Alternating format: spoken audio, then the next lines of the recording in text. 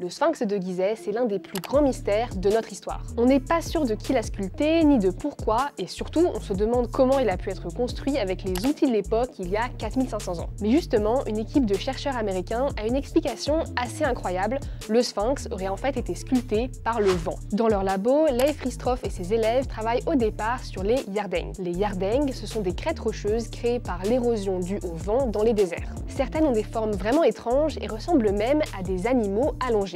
Et là, vous voyez où je veux en venir. Ils se sont donc demandé si le sphinx pouvait être un yardeng, et pour tester cette hypothèse, ils ont évidemment expérimenté. Déjà, ils ont créé plein de petits tas d'argile. Comme le sphinx est en calcaire, avec des endroits beaucoup plus compacts que d'autres, ils ont inséré des bouts de plastique dans l'argile pour recréer cette composition. Et ensuite, tout ça va aller dans un tunnel à eau. Comme l'eau dans le tunnel coule très vite, ils ont répliqué des milliers d'années d'érosion en seulement quelques heures. Et voici ce qu'ils ont découvert. Si le courant se déplace principalement dans un seul sens, les petits tas d'argile finissent souvent par ressembler à une sorte de sphinx. Pourquoi? Eh bien parce que quand du vent ou de l'eau font face à des bouts de calcaire plus compacts et donc plus résistants à l'érosion, ils vont changer de trajectoire. Sur des milliers d'années, ce motif d'érosion va naturellement créer ce qui ressemble à un cou, des épaules, des pattes, et tout ça sans l'intervention des humains. Finalement, cette étude prouve qu'il est totalement plausible que des Égyptiens soient tombés sur un yardeng monumental et se soient dit, tiens, si on lui gravait des yeux et une bouche.